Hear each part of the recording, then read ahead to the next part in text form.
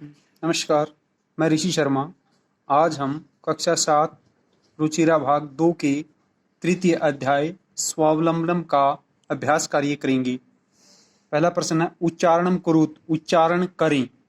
विंशतिः, द्वाविंशतिः, चतुर्विंशतिः, पंचविंशतिः, अष्टाविंशतिः, नवविंशतिः, त्रिंशत्, द्वात्रिंशत्, त्रयस्त्रिंशत्, चतुस्त्रिंशत्, अष्टात्रिंशत्, नवत्रिंशत्, चत्वारिंशत्, द्विचत्वारिंशत्, त्रयश्चत्वारिंशत्, चतुश्चत्वारिंशत्, सप्तचत्वारिंशत्, पंचाशत्। प्रश्न नंबर 2, अधोलिखितानां प्रश्नानाम् उत्तराणि लिखत। नीचे लिखे गए प्रश्नों के उत्तर लिखें। कै भाग है? कस्य भवने सर्वविधानि सुख साधनानि आसन। कस्य किसके भवने घर में सर्वविधानि सब प्रकार के सुख साधनानि सुख साधन आसन थे। किसके घर में सब प्रकार के सुख साधन थे? उत्तर है श्रीकंठस्य भवने सर्वविधानि सुख साधनानि आसन।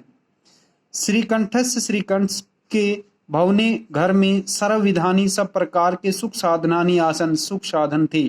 श्रीकंठ के घर में या भवन में सब प्रकार के सुख साधन थे।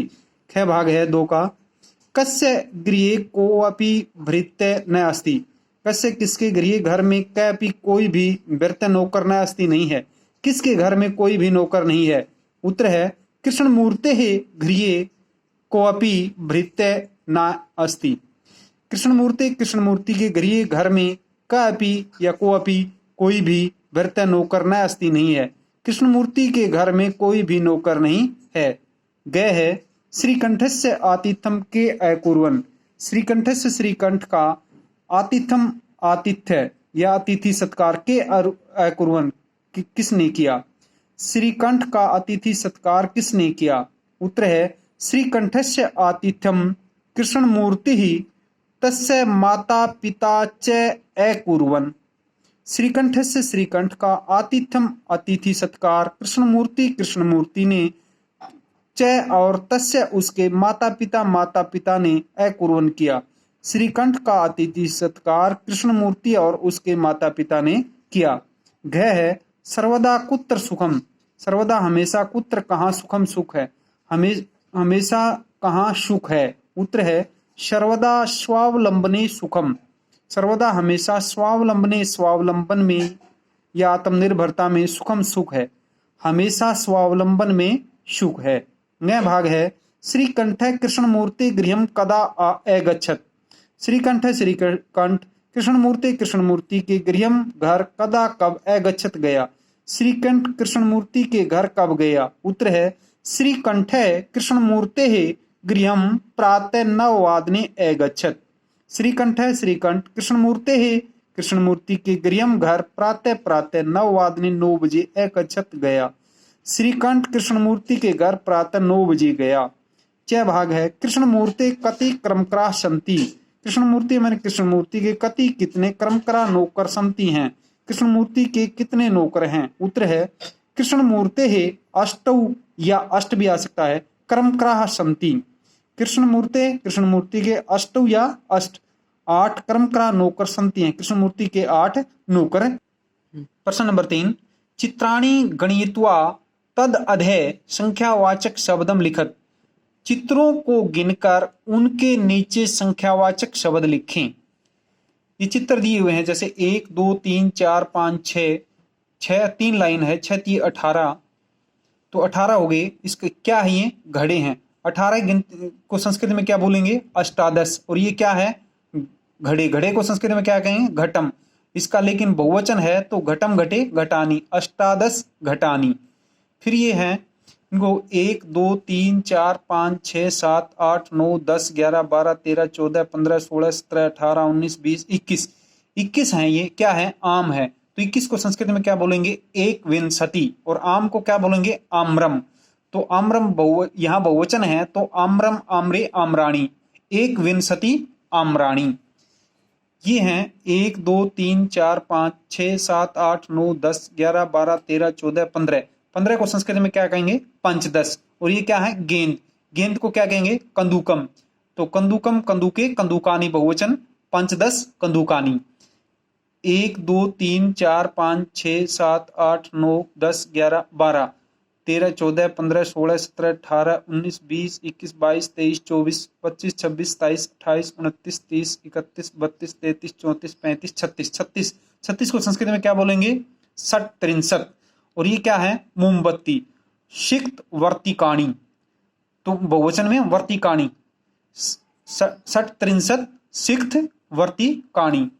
ये कितने हैं? 1 2 3 4 5 6 7 8 9 10 11 12 13 14 15 16 17 18 19 20 21 22 23 24। 24 को संस्कृत में क्या बोलेंगे? चतुर्विंशति। और ये क्या है? कैंची। कैंची बहुवचन का है कर्तृका। चतुर्विंशति कर्तृका। ये क्या है? गिने 1 2 3 4 5 6 7 8 9 10 11 12 13 14 15 16 17 18 19 20 21 22 23 24 25 26 27 28 29 30 31 32 33 33 33 को संस्कृत में क्या कहते हैं? त्रियस त्रिंशत। और ये क्या है? पत्ते। पत्ते की बहुवचन में जैसे पत्रम एक वचन है, पत्रम पत्रे पत्राणी, तो त्रियस त्रिंशत पत्राणी। क्या आ जाएगा? त्रियस त्रिंशत पत्राणी। प्रश्न नंबर 4, मंजूषात अंकानाम कृते पदानि चिनुत। मंजूषा से अंकों के लिए पद चुने। जैसे दे रखा है चत्वारिंशत, सप्तविंशति, एक त्रिंशत, पंचाशत, अष्टाविंशति, त्रिंशत, चतुर्विंशति।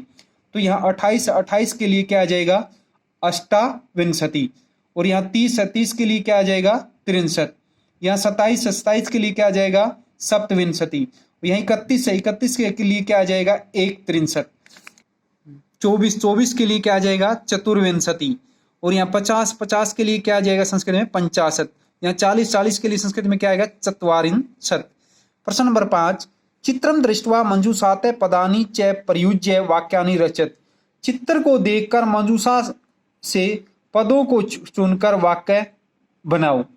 ये जैसे ये एक वचन का है, ये द्विवचन का है, जैसे चित्र में देखते हैं ये बहुवचन का है। ये मंजूषा में ये क्या दे रखे हैं? पद दे रखे हैं। कृषकाः, कृषकौ, एते, धान्यम, एषे, कृषके, एतौ, क्षेत्रम, कृषति, कुरुते, खनन कार्यम, रोपयन्ति। अब हमने एसे क्या है? एक वचन का है। और एतौ क्या है? द्विवचन का है। और एते क्या है? बहुवचन का है। तो कृषका क्या है? बहुवचन का है। कृषकौ क्या है? द्विवचन का है। और कृषके क्या है? एक वचन का है। ये बहुवचन का कृषका, ये कृषकौ द्विवचन का, ये कृषक एक वचन का। अक्षेत्रम एक वचन का है, ये कृषति एक वचन का है। कुरुते क्री धातु का, कुरोति कुरुते द्विवचन का। खनन कार्यम खनन कार्य, रोपयंती बहुवचन का है। तो ए से पहला वाक्य बनाएंगे हम एक वचन वाले के लिए, जो एक है। ए से कृषक है, अक्षेत्रम ये रहा, कृषति। एष कृषक, अक्षेत्रम कृषति। यह किसान खेत को जोतता है। दूसरा है द्विवचन के लिए, इस चित्र के लिए, एतौ दो किसान, कृषकौ ये दो किसान। खनन कार्यम खनन कार्य खोदने का कार्य,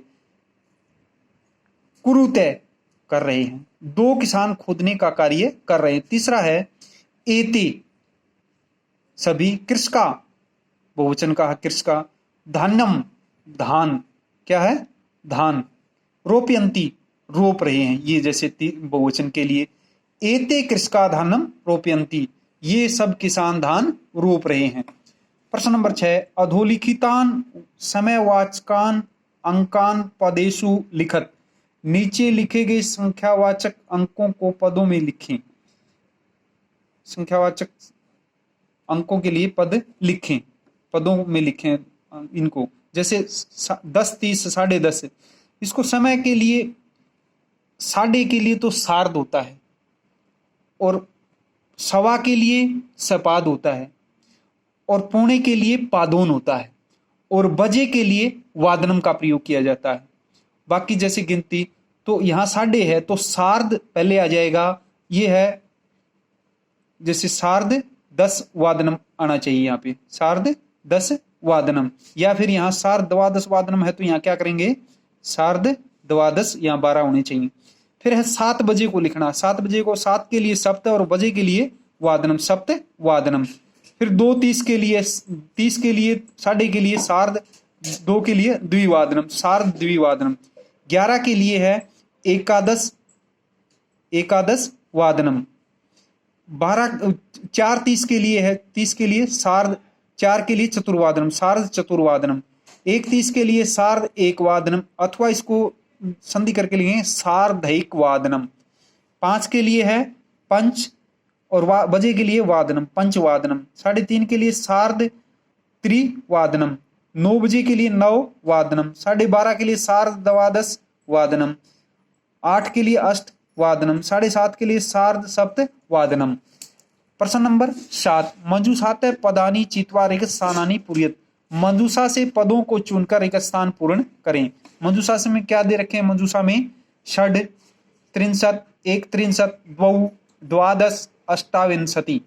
पहला है खालिस्तान ऋतुएं भवन्ति, ऋतुएं कितनी होती हैं, 6, तो क्या आ जाएगा षड, षड ऋतुएं भवन्ति, 6 ऋतुएं होती हैं। ख भाग में मासा खालिस्तान भवन्ति, मास कितने, महीने कितने होते हैं, 12, तो क्या आ जाएगा द्वादश, मासा द्वादश भवन्ति, 12 महीने होते हैं, या महीने 12 होते हैं। ग भाग में एकस्मिन् मासे खालिस्तान अथवा खालिस्तान दिवसा भवन्ति, एक महीने में खालिस्तान अथवा खालिस्तान दिन होते हैं। एक महीने में कितने होते हैं, या तो 30 होते हैं या फिर 31 होते हैं। 30 के लिए 63 और 31 के लिए 1 एकस्मिन् मासे 63 अथवा 1 दिवसा भवन्ति, एक महीने में 30 अथवा 31 दिन होते हैं।